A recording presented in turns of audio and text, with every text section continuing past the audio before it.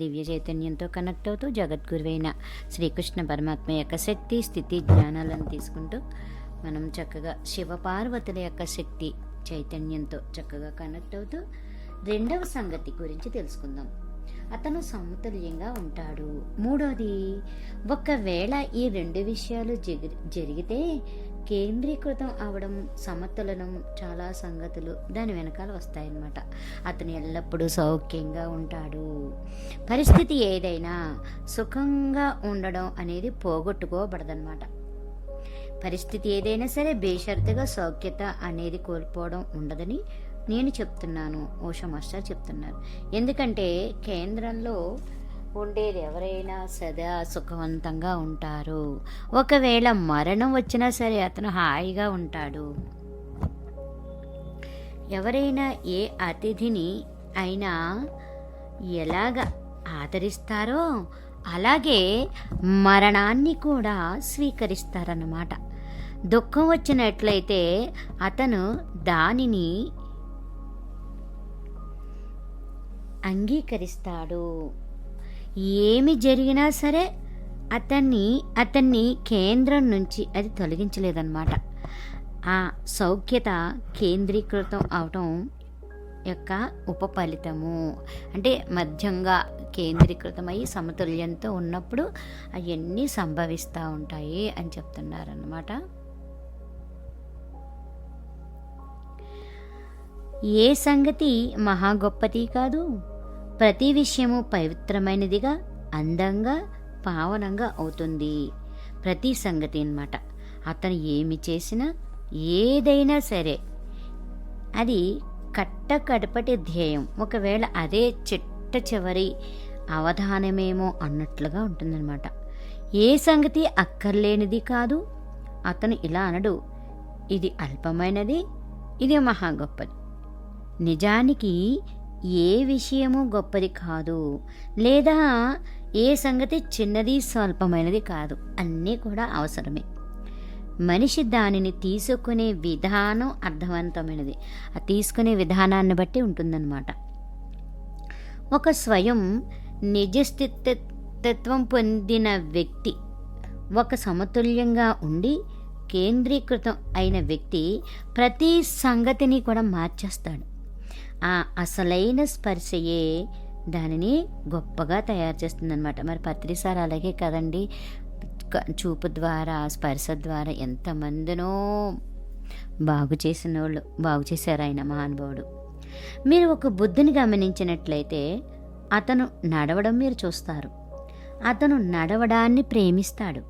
మీరు బుద్ధగయకు ఎక్కడైతే బుద్ధుడు జ్ఞానోదయం పొందాడో ఆ నిరంజన నది ఒడ్డుకు ఎక్కడైతే బోధివృక్షం కింద అతను కూర్చున్నాడో ఆ చోటుకు మీరు వెళ్ళినట్లయితే అతని పాదముద్రలో ఉన్న జాగాని మీరు చూస్తారు. అతను ఒక గంట సేపు ధ్యానం చేసేవాడు. అప్పుడు ఆ చుట్టతా నడిచేవాడు. బౌద్ధుల పరిభాషలో దీనిని చక్రామణం అని పిలిచేవారన్నమాట, అనేవారు. అతను బోధి చెట్టు కింద కూర్చునేవాడు, తర్వాత నడిచేవాడు. కానీ అతను ఒక ప్రశాంతమైన తీరులో ఒకవేళ ధ్యానంలో ఉన్నాడా అన్నట్లు నడిచేవాడనమాట. ఎవరైనా బుద్ధిని అడిగేవారు, మీరు ఎందుకు ఇలా చేస్తున్నారు? కొన్నిసార్లు మీ కళ్ళు మూసుకొని కూర్చొని ధ్యానం చేస్తారు, తర్వాత మీరు నడుస్తారు అని అడిగారన్నమాట. బుద్ధుడు అనేవాడు, నిశ్శబ్దంగా ఉండటానికి కూర్చోవడం తేలిక, అందుకని నేను నడుస్తాను. కానీ లోపల అదే నిశ్శబ్దాన్ని మోస్తూ ఉంటాను. నేను కూర్చోంటాను, కానీ లోపల నేను అలాగే ఉంటాను నిశ్శబ్దంగా. నేను నడుస్తాను, కానీ లోపల నేను అలాగే ఉంటాను నిశ్శబ్దంగా. ఇది చాలా అభ్యాసం వల్ల వస్తుందన్నమాట మనకి కూడా. లోపలి లక్షణం అలాగే ఉంటుంది. అతను ఒక చక్రవర్తిని కలిసినప్పుడు, అతను ఒక బిచ్చగాడిని కలిసినప్పుడు ఒక బుద్ధుడు ఒకేలాగా ఉంటాడు. అతను అదే లోపలి లక్షణం కలిగి ఉంటాడు అనమాట. లోపలి గుణం, లోపలి లక్షణం మాత్రం మారదు. ఒక ముష్టివాడిని కలుసుకున్నప్పుడు అతను వేరేగా ఉంటాడు, అతను అలాగే ఉంటాడు. బిచ్చగాడు ఎవరో ఒకరు ఏమిటో కాదు, చక్రవర్తి ఒక ఫలానావాడు కాడు. నిజానికి ఒక బుద్ధుని కలిసినప్పుడు చక్రవర్తులు తమని తాము బిచ్చగాళ్ళలా అనుకుంటారు. ముష్టివాళ్ళు చక్రవర్తుల్లాగా అనుభూతి పొందుతారు. ఆ స్పర్శ, ఆ మనిషి, ఆ లక్షణము ఒకేలా ఉంటుందన్నమాట ఆయన ఎక్కడున్నా సరే. బుద్ధుడు జీవించి ఉన్నప్పుడు ప్రతిరోజు ఉదయం అతను శిష్యులతో అనేవాడు, మీరు ఏదైనా అడగాలి అని అనుకున్నట్లయితే అడగండి. అతను మరణించే రోజున ఆ ఉదయం కూడా అదే జరిగింది. అతను తన శిష్యులను పిలిచి అన్నాడు, ఒకవేళ ఇప్పుడు మీరు ఏదైనా అడగాలనుకుంటే మీరు అడగవచ్చు. ఇదే ఆఖరి ఉదయం అనుకొని గుర్తుంచుకోండి. ఈరోజు ముగిసే లోపలే నేను మరింక ఉండను. అతను అలాగే ఉన్నాడు. ప్రతిరోజు పొద్దున్న అతను అడిగే ప్రశ్న అదే. అతను అలాగే ఉన్నాడు. ఆ రోజు ఆఖరు, కానీ అతను ఎప్పటిలాగే ఉన్నాడు. మిగతా రోజుల్లాగే ఉన్నాడు ఆయన చనిపోయే రోజు కూడా. సరే, మీరు ఏదైనా అడగదలుచుకుంటే అడగవచ్చు, కానీ ఇదే చివరి రోజు అని మళ్ళీ ఆ రోజు కూడా అలాగే చెప్పాడంట.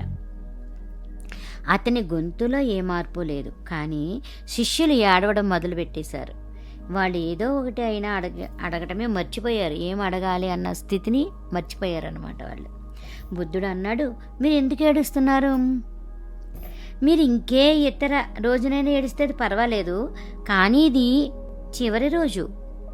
ఈ సాయంత్రం అయ్యేసరికి నేను ఇంక మరి ఉండను. కాబట్టి ఏడవడంలో కాలాన్ని వృధా చెయ్యవద్దు.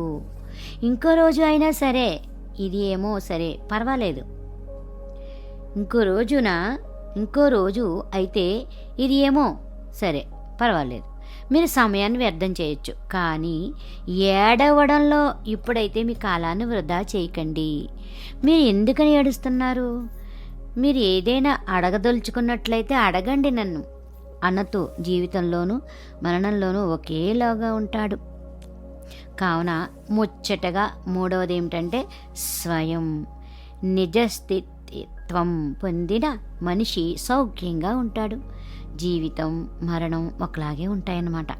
బ్రహ్మానందం దుఃఖం రెండూ ఒకలాగే ఉంటాయి. ఏ విషయము అతనిని కలతపరచదు. ఏ సంగతి అతనిని స్వస్థానం నుంచి, అతని కేంద్రీకరణం నుంచి స్థానభ్రంశం చేయదు. అలా అంటే ఒక మనిషికి మీరు దేనినైనా కలిపి ఎక్కువగా చేయలేరు. మీరు అతని నుండి దేనిని తీసివేయలేరు. అతనికి దేనికి కూడికలు కలిపి అధికంగా చేయలేరు. అతను సఫలీకృతుడు. అతని ప్రతి శ్వాస సఫలంగా, నిశ్శబ్దంగా, పరమానందంగా ఉంటుంది. అతను పొందవలసినది పొందాడు. అతను స్వయాన్ని, ఉనికిని పొందాడు. అతను ఒక సంపూర్ణమైన మనిషిగా వికసించాడు. ఇది ఒక పాక్షికమైన వికాసం కాదు. బుద్ధుడు ఒక మహాకవి కాడు. అయినా అతను ఏమి చెప్పినా అది కవిత్వమే. అతను ఏమాత్రము ఒక కవి కాడు, కానీ అతను కదిలినప్పుడు, నడిచినప్పుడు కూడా అది కవిత్వమే. అతను ఒక చిత్రకారుడు కాడు, కానీ అతను ఎప్పుడెప్పుడు మాట్లాడినా, అతను ఏమేమి చెప్పినా అది ఒక చిత్రలేఖనంగా అవుతుంది. అతను ఒక సంగీత విద్వాంసుడు కాడు, కానీ అతని అస్తిత్వం మొత్తం సంగీతమే. దానికి మించిన అద్భుతమైన సంగీతం ఇంక మరి ఉండదన్నమాట. అంటే ఒక సంపూర్ణత్వాన్ని పొందిన వానిగా ఆ మనిషి ఉంటాడు. కాబట్టి ఇప్పుడు అతను ఏమి చేసినా అందంగానే, ఆనందంగానే ఉంటుందన్నమాట. చేయలేకపోయినా సరే, అసలు నిశ్శబ్దంగా కూర్చున్నప్పుడు కూడా, ఏమీ చేయకుండా ఉన్నప్పుడు కూడా, నిశ్శబ్దంలో అయినా అతని సమక్షత పనిచేస్తుంది. అంటే సమగ్రంగా పూర్తిగా సంపూర్ణత్వాన్ని పొందిన వ్యక్తి సృజిస్తుంది. ఇది సృజనాత్మకంగా అవుతుందన్నమాట. అయితే తంత్ర ఎలాంటి అసంపూర్తి పెరుగుదల గురించి పట్టించుకోదు. తంత్ర పద్ధతి అది ఒకడు సంపూర్ణ అస్తిత్వంగా ఉన్న మిమ్మల్ని గురించి శ్రద్ధ తీసుకుంటూ ఉంటుందన్నమాట. కావున 3 విషయాలు మౌలికమైనవి. మీరు కేంద్రీకృతం అయి ఉండాలి, పాదుకుని ఉండాలి, సమతుల్యంగా ఉండాలి.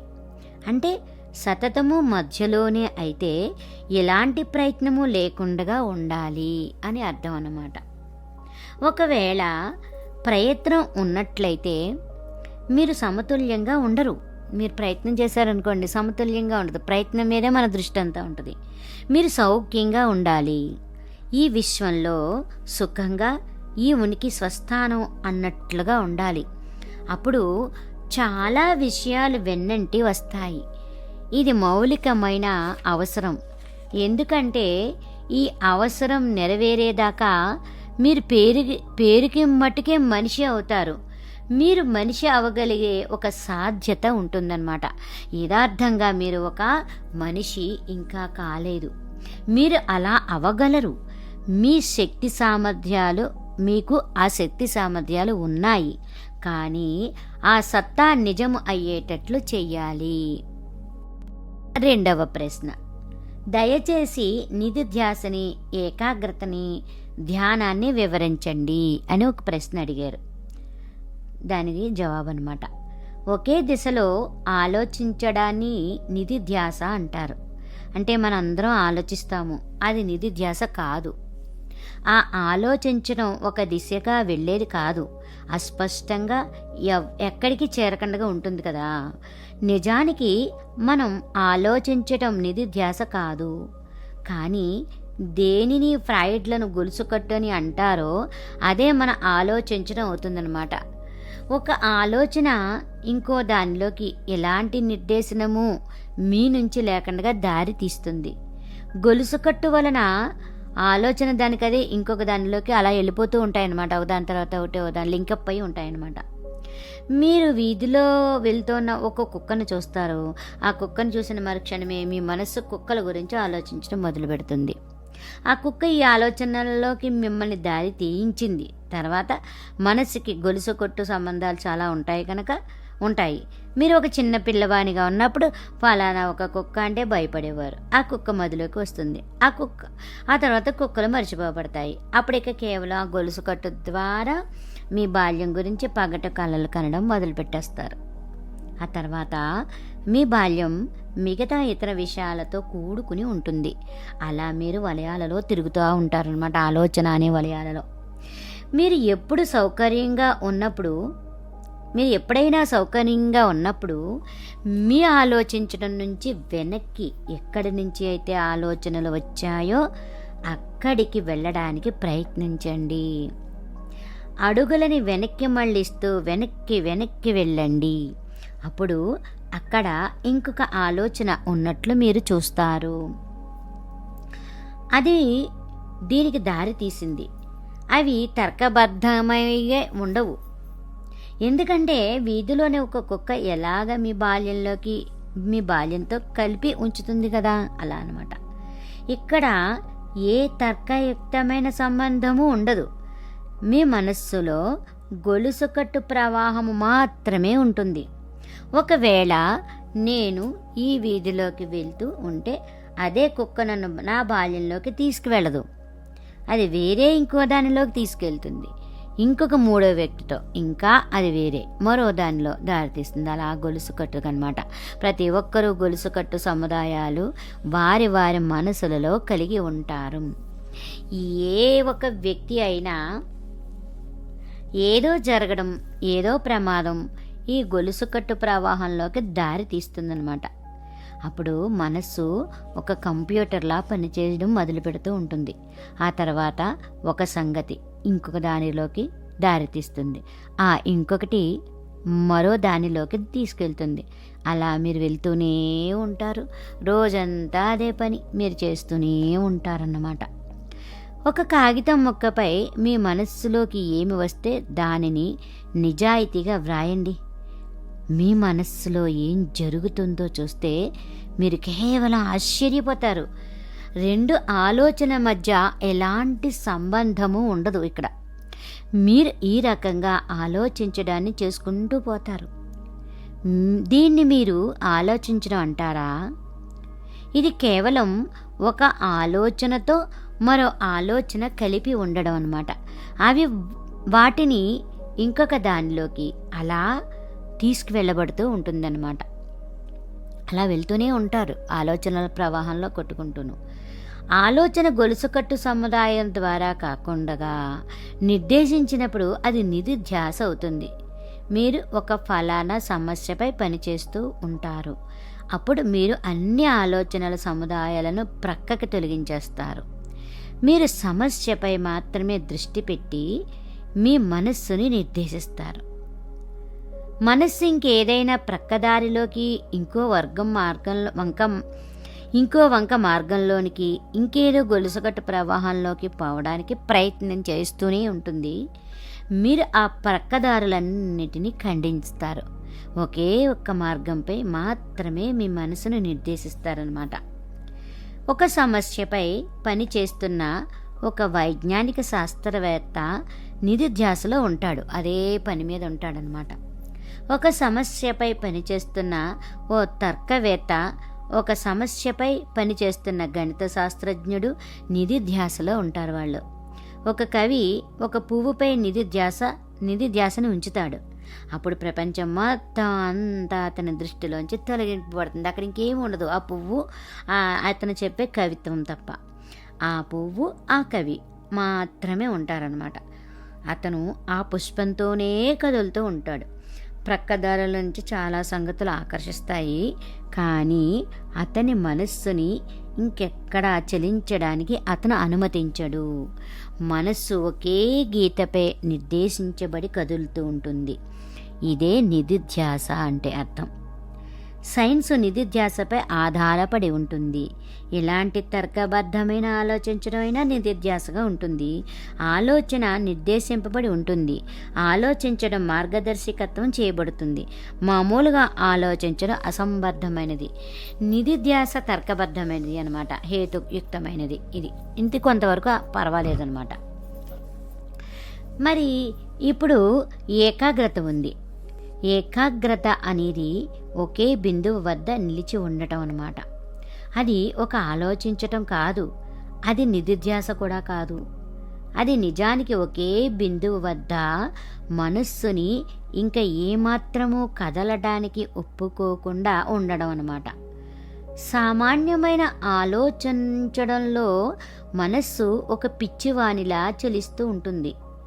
నిధిధ్యాసలో పిచ్చి మనిషి నిర్దేశింపబడే దారి చూపించబడతాడు. అతను ఎక్కడికో పారిపోలేడు. అయితే ఏకాగ్రతలో మనస్సు చలించడానికి అనుమతించబడదు. మామూలుగా ఆలోచించడంలో అది ఎక్కడికైనా కదలడానికి ఒప్పుకోబడుతుందన్నమాట. నిధిధ్యాసలో అది ఎక్కడో ఒక దగ్గరికి మాత్రమే వెళ్ళడానికి అంగీకరించబడుతుంది. ఏకాగ్రతలో అది చెలించటానికి అనుమతించబడదు. అది ఒక చుక్క వద్ద మటుకే ఉండడానికి అనుమతించబడుతుంది. శక్తి అంతా మొత్తం కదలిక ఆగిపోతుంది. ఒక బిందువు దగ్గరే అంటుకుని ఉంటుందన్నమాట.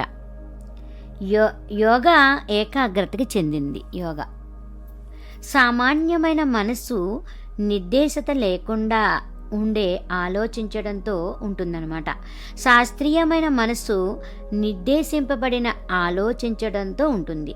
అంటే యోగపరమైన మనస్సు కేంద్రీకృతం చేయబడిన ఒక చుక్క వద్ద స్థిరంగా నాటుకున్న ఆలోచన కలిగి ఉంటుందన్నమాట. చలించటం అన్నది ఒప్పుకోబడదు. అక్కడ ఏకాగ్రత ఉండిపోతుంది అలాగా. ఇప్పుడు ఇంకా ధ్యానం అన్నది ఉంది. ఇంకా మనం ధ్యానం గురించి తెలుసుకోవాలి. మామూలుగా ఆలోచించటంలో మనసు ఎక్కడికైనా చలించడానికి అనుమతించబడుతుంది. అదే నిధిధ్యాసలో అది ఒకే దిశలో మాత్రమే ఒప్పుకోబడుతుంది. మిగిలిన ఇతర దిశలన్నీ ఖండించబడతాయి. మరి ఏకాగ్రతలో అది ఒక దిశలోనైనా సరే కదలడానికి అంగీకరించబడదు. అది ఒక బిందువు వద్ద మాత్రమే ఏకాగ్రంగా ఉండడానికి ఒప్పుకుంటుందన్నమాట. ఇప్పుడు ధ్యానంలో మనస్సు అసలు ఏమాత్రము అనుమతించబడదు. ధ్యానమే అమనస్కమైనది. ఇది 4 దశలుగా ఉంటుందన్నమాట. 1 సామాన్యంగా ఆలోచించడము, 2వది నిధిధ్యాస, 3వది ఏకాగ్రత, 4వది ధ్యానము. 4 రకాలుగా ఉంటుందన్నమాట. ధ్యానం అంటే అమనస్కం అనే అర్థం, అంటే మనస్సు లేని స్థితి. ఏకాగ్రత అయినా కూడా ఒప్పుకోబడుతుంది. అయితే మనస్సు దానికదే ఉండడానికి అనుమతించబడదు. ఎప్పుడు దేనికో దాన్ని పట్టుకుని ఉంటుంది మనస్సు. అందుకనే మనస్సు చేత ధ్యానం గ్రహింపబడలేదు. ఏకాగ్రత దాకా మనస్సు ఒక దారి చేరే తీరు కలిగి ఉంటుందన్నమాట. ఏకాగ్రత అంటే మనసు అర్థం చేసుకోగలదు, కానీ మనసు ధ్యానం అంటే అర్థం చేసుకోలేదు. చూసారా, ఏకాగ్రత అంటే మనసు అర్థం చేసుకోగలదంట, ధ్యానం అంటే మనసు అర్థం చేసుకోగలదు. ఎందుకంటే మరి మనసు లయం అవ్వాలి కదా. నిజంగా మనసు అసలు ఏమాత్రము అంగీకరింపబడదు. ఏకాగ్రతలో మనసు ఒక బిందువు వద్ద ఉండడానికి ఒప్పుకోబడుతుంది. ధ్యానంలో ఆ బిందువు కూడా లాగివేయబడుతుంది. మామూలుగా ఆలోచించడంలో అన్ని దిశలు తెరిచి ఉంటాయి. నిధిధ్యాసలో ఒకే దిశ తెరుచుకుని ఉంటుంది. ఏకాగ్రతలో ఒకే ఒక బిందు సౌలభ్యం ఉంటుంది, ఏ దిశ ఉండదు అక్కడ. మరి ధ్యానంలో ఆ బిందువు అయినా సరే వీలు ఉండదు, మనస్సే ఉండడానికి అనుమతించబడదు. సామాన్యంగా ఆలోచించటం మనస్సు యొక్క మామూలు స్థితి. ధ్యానం అతి ఉన్నతమైన సాధ్యత, అతి తక్కువది సామాన్యమైన ఆలోచించడం అన్నమాట. గొలుసుకట్టు ప్రవాహం అన్నమాట. అత్యున్నతమైనది, అగ్రస్థాయి అనేది అమనస్కము. అమనస్క స్థితికి చేరుకోవాలి మనం అందరం కూడా సాధన ద్వారా. మరి రెండవ ప్రశ్నతో ఇది కూడా అడగబడినది. రెండవ ప్రశ్న ఏంటంటే, నిధిధ్యాస ఏకాగ్ర మానసికమైన విధానాలు అయి ఉన్నాయి. మానసికమైన విధానాలు అమనస్క స్థితిని పొందటానికి ఎలాగ సాయం చేయగలవు? ఇది ప్రశ్న అన్నమాట. ఈ ప్రశ్న ప్రాముఖ్యమైనది. మనస్సుని దానిని అదే దాటి ఆవలకు ఎలా వెళ్తుంది అని మనస్సు అడుగుతుంది. ఏ మానసిక విధానమైనా మనస్సుకి చెందని ఏదైనా సంగతిని పొందటానికి ఎలా సహాయపడుతుంది? మరి అది విరుద్ధంగా కనపడుతోంది. మనస్సుకి ఏదైతే చెందదో అలాంటి ఒక స్థితిని సృష్టించటానికి మీ మనసు ఎలా ప్రయత్నించడానికి పూనుకోగలదు? మరి అర్థం చేసుకోవడానికి ప్రయత్నించండి. మనస్సు ఉన్నప్పుడు దానిలో ఏముంది? ఒక ఆలోచించే ప్రక్రియ ఉంటుంది కదా. మనస్సు లేనప్పుడు మరి అక్కడ ఏమి ఉంటుంది? ఆలోచించడం అనే విధానం ఉండదు మనసు లేకపోతే. ఒకవేళ మీరు మీ ఆలోచించడం అనే ప్రక్రియను తగ్గించుకుంటూ పోతే, మీరు మీ ఆలోచించడం అనే దానిని మటుమాయం చేసుకుంటూ పోతే, క్రమక్రమేణా మెల్లమెల్లగా మీరు మనస్సు లేని స్థితిని మెల్లగా చేరుకుంటారు. మనస్సు అంటేనే ఆలోచించటం అని అర్థం. అమనస్కం అంటే ఆలోచన రాహిత్యం అని అర్థం. మనస్సు సహాయం చేయగలదు. మనస్సు ఆత్మహత్య చేసుకోవడంలో సహాయం చేయగలదు. మీరు ఆత్మహత్య చేసుకోగలరు. ఒక మనిషి ఎవరైతే జీవించి ఉన్నారో తనకి తాను చనిపోవడానికి ఎలా సాయం చేసుకోగలడు అని మీరు ఎన్నడూ అడగరు. మీరు మరణించటానికి మీకు మీరే సహాయం చేసుకోగలరు. ప్రతి ఒక్కరూ సాయం చేసుకోవడానికి ప్రయత్నిస్తూ ఉంటారు. మీరు బ్రతికే ఉన్నారు. మీరు చనిపోవటానికి మీకు మీరే సహాయం చేసుకోగలరు. మనస్సు అమనస్కం అవడానికి సహాయం చేయగలదు. మనస్సు ఎలా సాయం చేస్తుంది? ఇది కదా ప్రశ్న. అంటే ఒకవేళ ఆలోచించే విధానం ఎక్కువ దట్టంగా అయితే అప్పుడు మీరు మనస్సు నుంచి ఇంకా ఎక్కువ మనస్సుకి అలా సాగిపోతూనే ఉంటారు. ఆలోచించే ప్రక్రియ తక్కువ దట్టంగా అయినట్లయితే, క్షీణించిపోతూ నిదానంగా అయితే మీకు మీరే అమనస్కం వైపుకి సాయం చేసుకుంటూ వెళ్తారన్నమాట. అది మీపైనే ఆధారపడి ఉంటుంది. మనస్సు ఒక సహాయకారి కాగలదు. ఎందుకంటే నిజంగా మీ చేతనత్వంతో ఈ అసలైన క్షణము మీరు ఏమి చేస్తున్నారో అదే మనస్సు కనుక. ఒకవేళ మీరు మీ చైతన్యాన్ని దానితో ఏమీ చేయకుండా ఒంటరిగా వదిలేస్తే అదే ధ్యానం అయిపోయింది. చూసారా, మన చైతన్యాన్ని ఏమీ చేయకుండా అలా కూర్చొని ఉంటే అది ధ్యానం అయిపోయింది. కాబట్టి ఇక్కడ 2 అవకాశాలు ఉన్నాయి మనకి. మెల్లమెల్లగా క్రమక్రమేణా మీ మనస్సుని క్రమంగా తగ్గించుకోవడము. ఒకవేళ 1% మనసు క్షీణిస్తే మీ లోపల అప్పుడు మీకు 99% మనసు ఉండడం, 1% మనసు లేకపోవడం జరుగుతుంది. మీ గదిలోంచి కొంత సామాను మీరు తీసివేసినట్లయితే ఎలాగుంటుందో అలాగ కొంత ఖాళీ సృష్టించబడింది అక్కడ మనస్సులో. అప్పుడు మీరు కొంత సామానం తీసేస్తారు, మరి ఇంకొంచెం తీసేస్తారు, ఇంకొంచెం ఖాళీ అక్కడ తయారు అవుతుంది. మొత్తం సామాన్ అంతా తీసివేసినప్పుడు గది అంతా ఖాళీ అయిపోతుంది కదా. అలాగే నిజంగా సామాను తీసేయడం వలన ఖాళీ స్థలం సృష్టించలేదు, అక్కడ ఖాళీ స్థలం ఉంది, ఆ ఖాళీ సామానంతో నిండిపోయింది కనుకనే అలా ఉంది. మీరు సామానం తీసివేసినప్పుడు ఎక్కడో బయట నుంచి ఆ ఖాళీ జాగా రావటం లేదు, ఖాళీ స్థలం అక్కడ ఉండనే ఉంది, కానీ సామానంతో భర్తీ చేయబడి ఉంది. లోతుల్లోపల ఆలోచనలతో నింపబడి భర్తీ చేయబడిన ఖాళీయే మనస్సు. ఒకవేళ మీరు కొన్ని ఆలోచనలను తీసివేస్తే ఖాళీ సృష్టించబడుతుంది, లేదా కనుక్కోబడుతుంది, లేదా తిరిగి హక్కును పొందుతూ ఉంటుందన్నమాట. ఒకవేళ మీరు అలా మీ ఆలోచనలను తీసివేస్తూ పోతూ ఉంటే క్రమక్రమేపీ మీ ఖాళీతనాన్ని తిరిగి పొందుతూ పోతారు. ఆ ఖాళీయే ధ్యానము.